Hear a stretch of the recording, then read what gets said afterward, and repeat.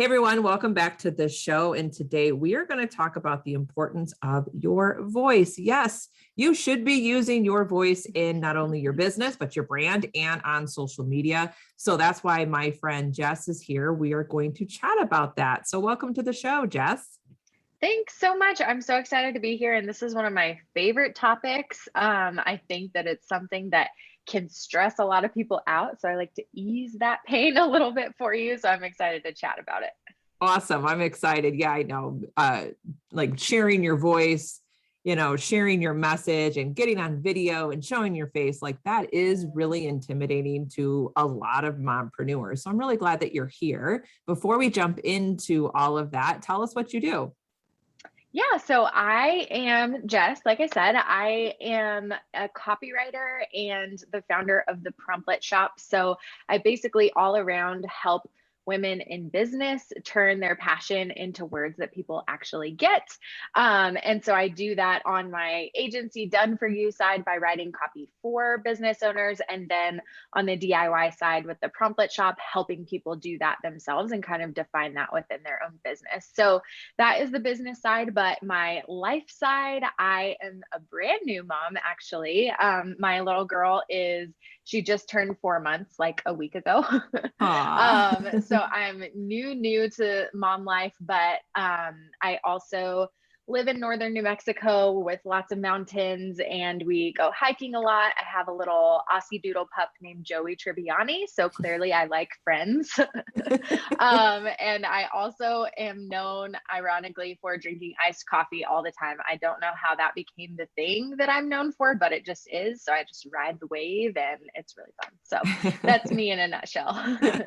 I love that. And knowing that your dog is named Joey Tribbiani, I'm going to take a guess. And when you teach copywriting, do you use the characters from that show to teach? I have used many a friend's GIF in my emails, and there are lots of references and stuff. Yes, bet. for sure. Yes, Yep. that's awesome. So you and I are totally going to get along since you use the Friends Yay. reference. I use the reference to the Marvel movies, especially my villain Loki, to teach Instagram. So I can totally relate to that. But we're going to get into voice. And I think it's so interesting that you were talking about copywriting. And do you find that, I bet a lot of entrepreneurs don't connect that there is a relationship between what you write and your voice? Yes, I think part of that is that, like, this is just permission for everybody and encouragement. Nobody taught you copywriting in school. And like the writing that we were taught was so polar opposite from what we're asked to do in business. So I think that's part of it is the writing, like when you're sitting down to a Google Doc or a notebook and you're like typing things out or whatever, the writing that we go to is what we learned in school, is communicating information, quote unquote, is taking out all of the personality. And so we kind of have to, as we're learning how to write copy for our business, we have to simultaneously unlearn a lot of the ways that we have learned in the past to write. So I think that's part of it.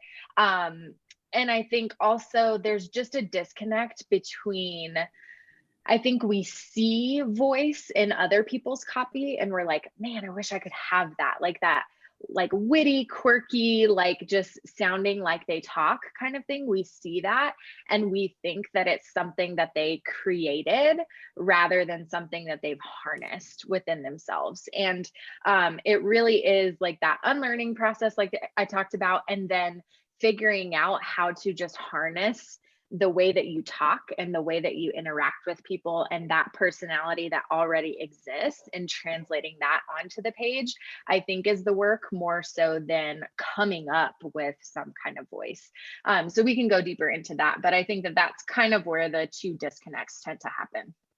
I can definitely relate to that when you talked about unlearning. Like, it blew my mind. I think this is floating around on social media. Like, hey guys, you no longer have to have two spaces after a period.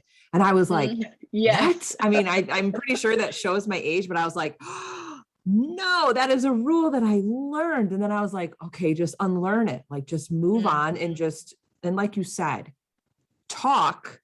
write how you would talk, right? Like that's really that's being very, very basic. But I want to ask you a question. I'm sure our audience is like, okay, I know that I need to unlearn what I learned in whatever, like 11th grade English.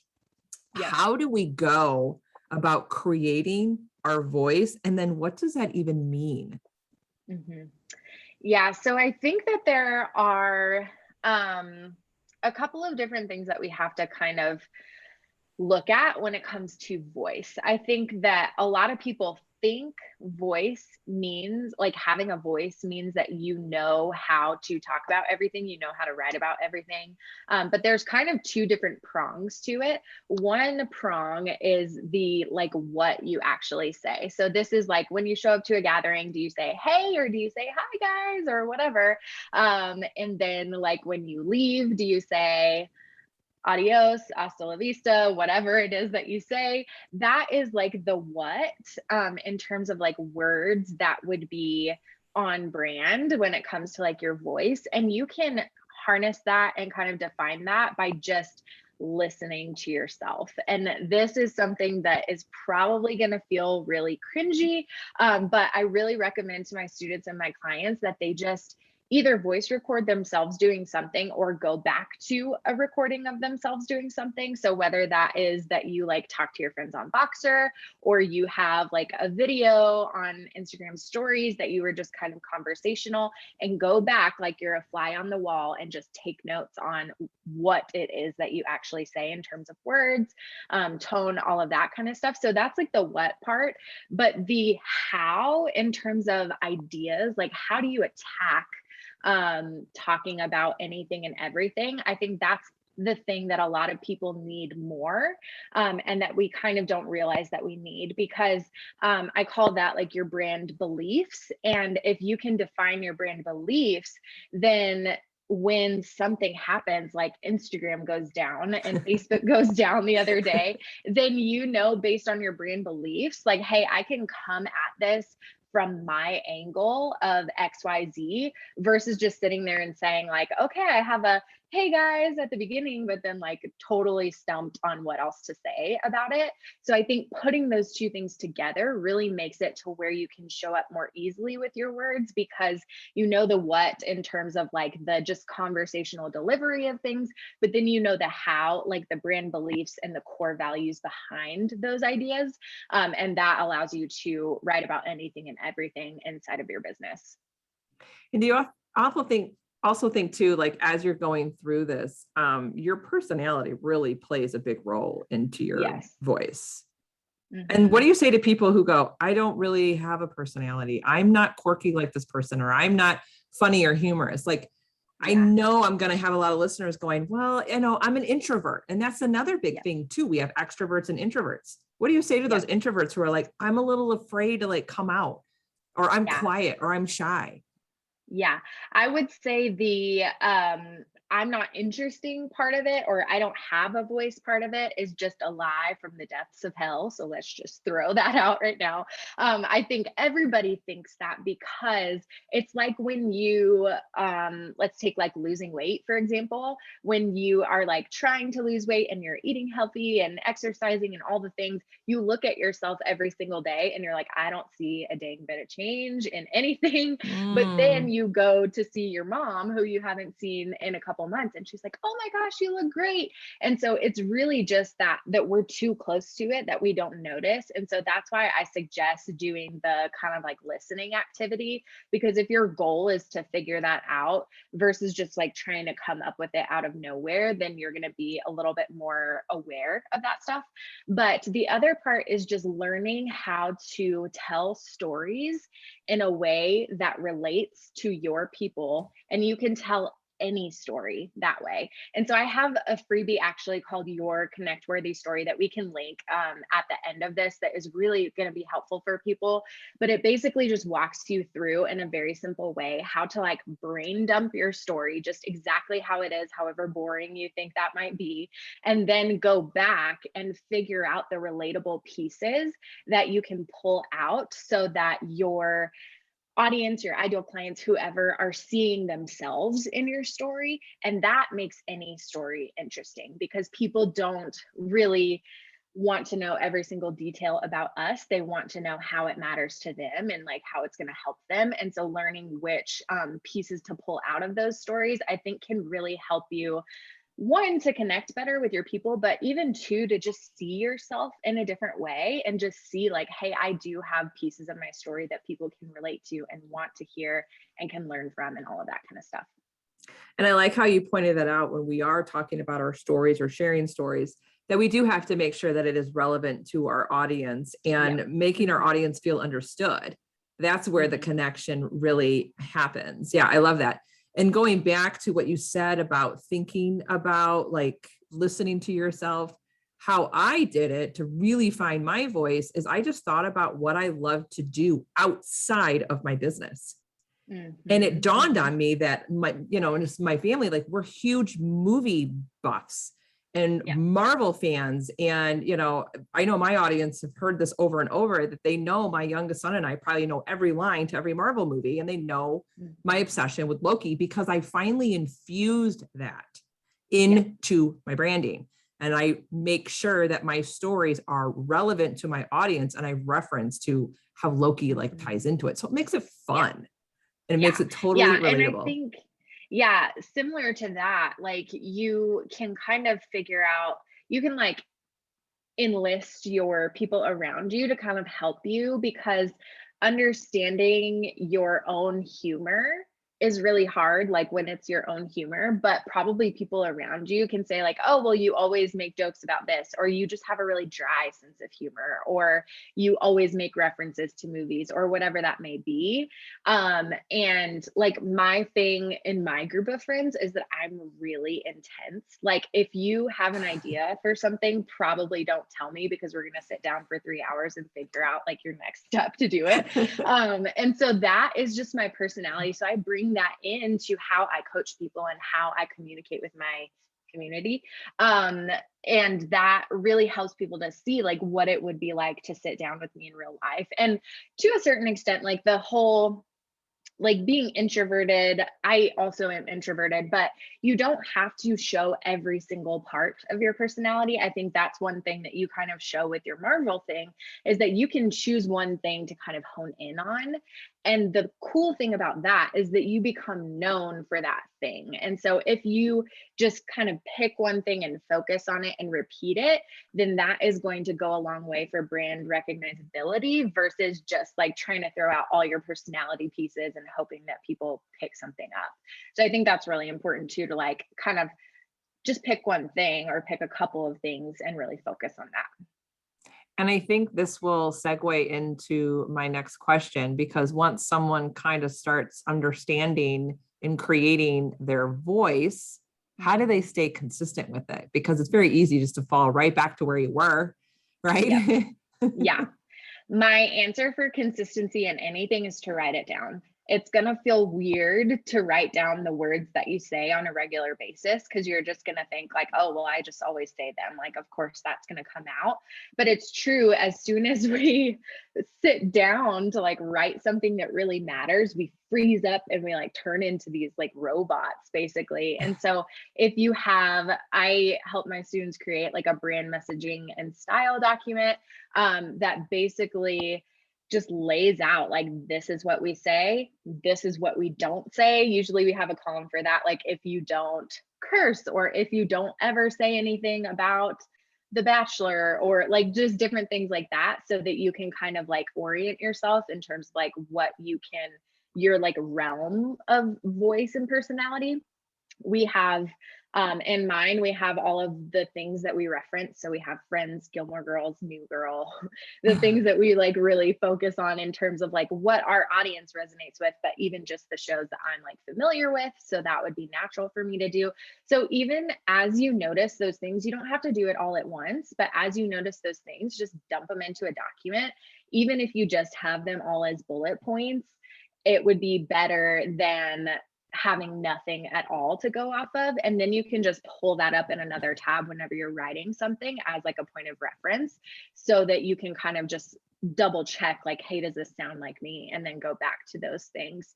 I think that that's also really helpful when you are trying to scale or build your business and you have a team member.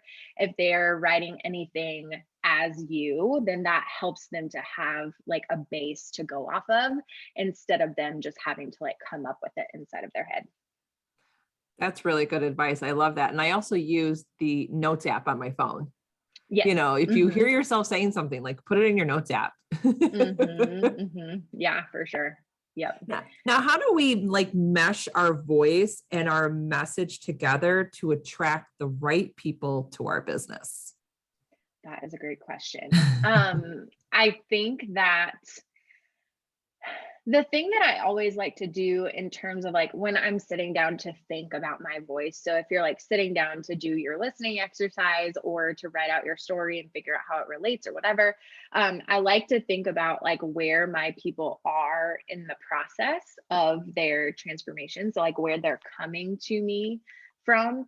So that might be that they're like total beginners, or that might be that they're like pretty far along in their process and they need somebody to just like get them over the hump or whatever.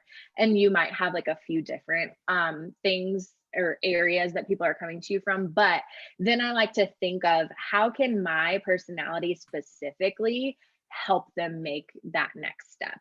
So with I was a high school teacher. So like with my students, I taught seniors in high school. So they were kind of like done with everything. And it was really hard to motivate them to want to do anything.